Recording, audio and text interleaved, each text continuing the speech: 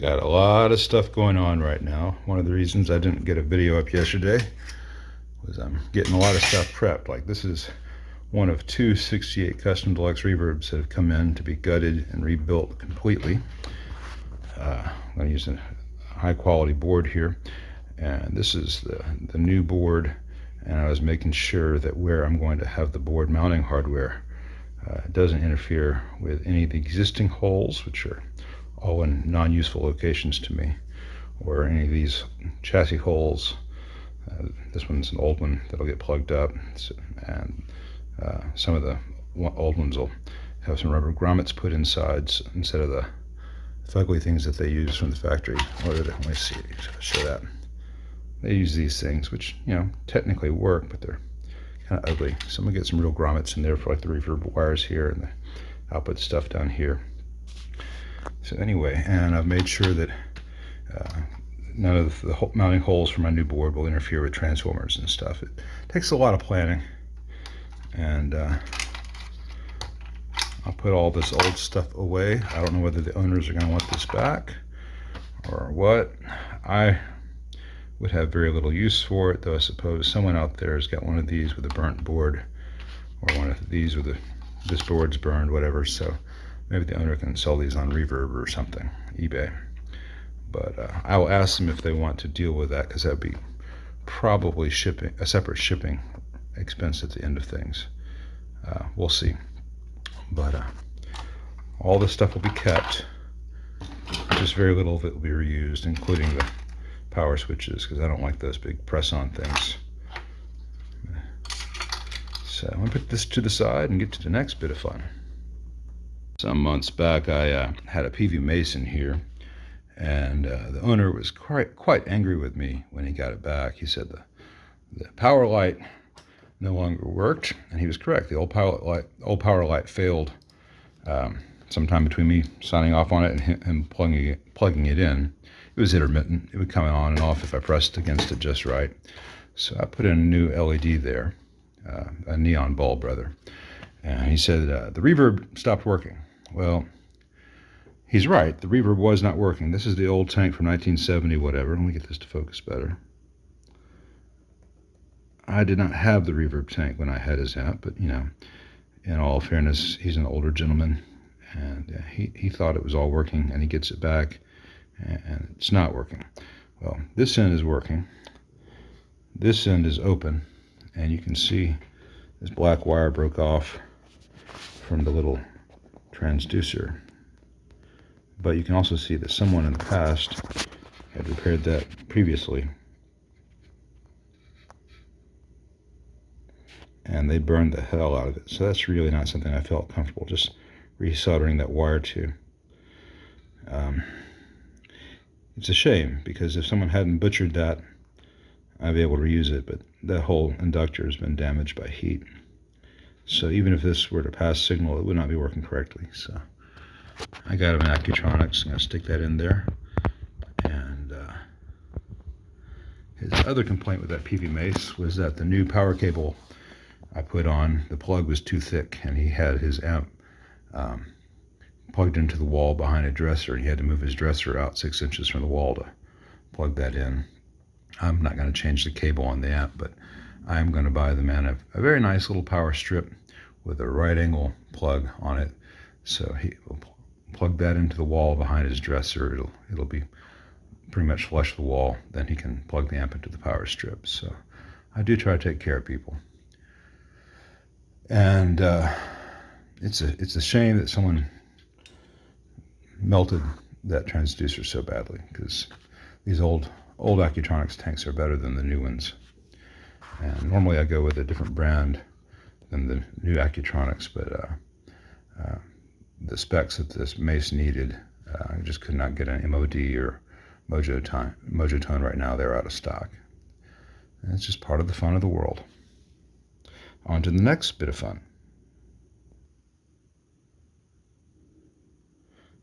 Yesterday, all the parts needed to redo the output of this 65 AC30 arrived. So it's got new screen grids and grid stoppers. I use these 3-watt metal film Vichets not for any real intrinsic quality of the part or material, though they are very nice resistors, but primarily because they are very long. They have very long leads, and they can span the gap on these old ones. If someone really wants to go sort out, by 30 to find 4 good 100 ohm 1 watt carbon comps from the 60s, more power to them. Ask the owner. I could have sourced those out. I could have sourced out some more gold WEMAs on this. He didn't care about that. He wanted it to sound and work well. So this is a repair that I know will sound good and I can stand behind, even if it's not old parts or new old stock parts. And with 120 volts coming out of the wall, the 68 ohm resistor sets the bias at 13.7 watts, which is pretty much ideal for one of these. And of note, with the wall voltage at 120, the heaters in the amp are at 6.55 volts. So all that is good. There's no need to use a variac because the output is not going to be biased too hot, and we've got some adequate screen grid resistors on here. The tubes will last a lot longer, and nothing's going to be running so hot that we're going to have to worry about wax melting out of the transformers. So that's good. Next, I've got some new pots arrived, some CTS J tapers for the treble and bass pots, and a new chicken head knob that more or less matches the old ones. Let me flip this around. It's not an exact match, but then again, there's nothing on the market that's an exact match. If the owner really wants to, he can go through and find someone selling original JMI era Vox knobs and pay a lot for the privilege. For right now, we're just putting this one on, and it works just fine. And honestly, when he's using this amp on stage, he'll be the only one who sees that. The function is the same. It's a good quality knob. Again, if he wanted me to track down the original parts, I would be glad to, but those parts cost a premium at this point. The old knob that was on this treble pot, as I mentioned before, was not a set screw knob like these and like the originals, and it was super glued to the chassis. I had to use a Dremel to cut a big notch in the knob till I was almost down to the metal of the shaft, and then a very careful whack with a flat-headed screwdriver split that in two. So I'm gonna take the bass knob off. Maybe I'll move the cut knob over to the treble and bass and just put the new knob here at the end so it'll stand out a little bit less. Well, I can't turn this one-handed, so let me pause this here. Anyway, I'm going to change these pots out real quick. New treble and bass pots in place. The old ones will be returned with the amp along with all other changed out original components. And let's see what this one sounds like now. Alright, testing with the Strat.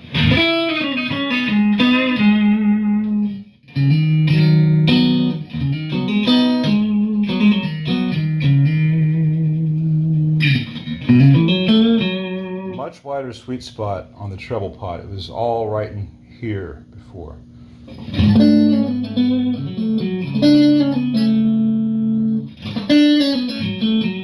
If you're looking at this and you've got a custom or custom classic or TBX and you're wondering why your treble pot works differently than this, the JMIs have the tone circuit backwards compared to the modern ones, with the exception of the way they do the bass ground on the custom classic and the custom, which is not correct. Even the TBX reverses them. I much prefer the modern more to the right as opposed to less to the right wiring. This is original and this is all correct.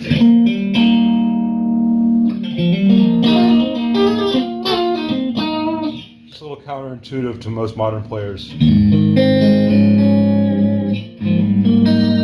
Same reason on the Excalibur I'm doing the cut to get brighter clockwise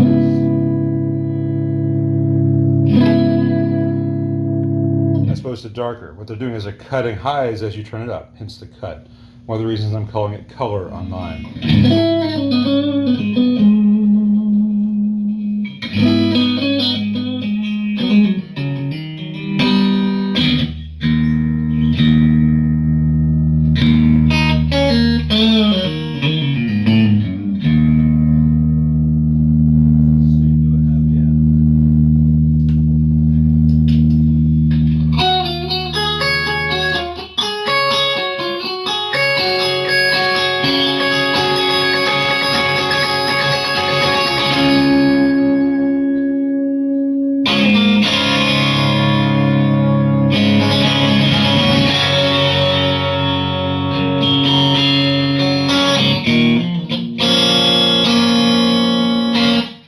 pick up a guitar hit for today.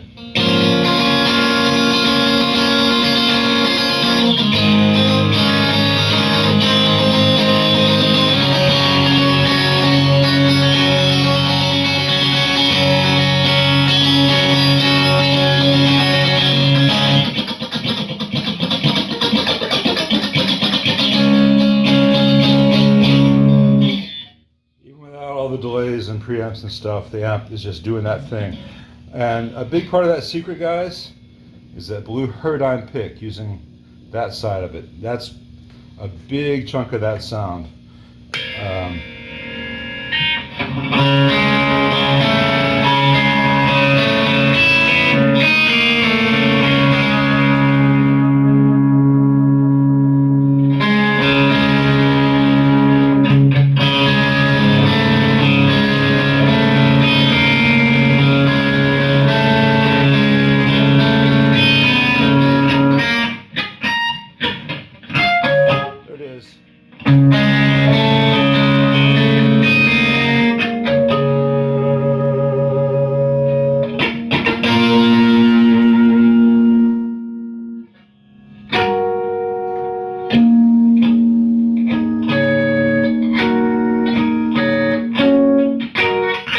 That's it.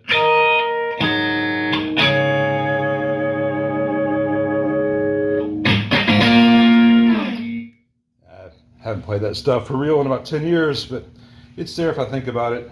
Anyway, this amp now does that thing, and without all like garbage it came in with. So pending the new output tubes that I ordered as a test set, they arrived the other day. I just haven't unboxed them yet. As I said, I've been busy. This amp's just about done. That said, I made a lot of major changes to this amp. So once I get the tubes in that are better matched, and I'm hearing this at its theoretical best condition, this thing's getting a 24-hour burn-in with playing before I ship this out. I want to make sure that there's nothing that I've missed or no other old component that's going to start to have problems now that the amp is operating. There's going to be some heat in there. So on to the next fun thing for today.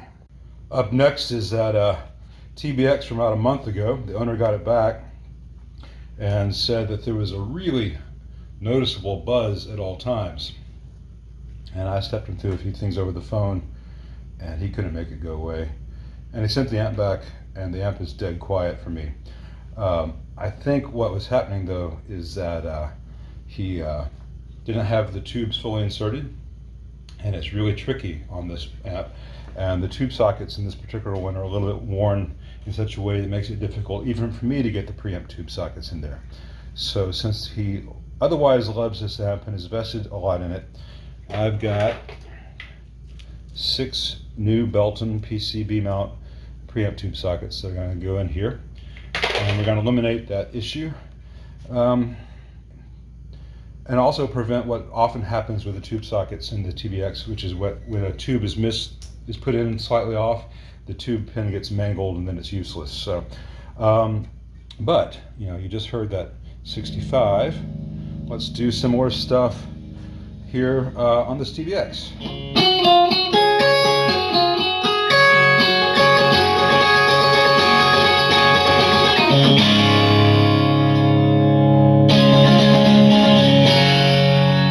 Now, these are not set the same. Maybe when I get both these amps done, I will do a, for real though, playing comparison with the same playing part with a looper through the same speaker. Another thing I'm seeing now that I wasn't seeing before, the standby light is pulsing. And that may be the bad neon, you can see it upper right of the screen, or it just may be this little 180K, I think it is, resistor there. I have to fix that. But the amp is not buzzing or anything.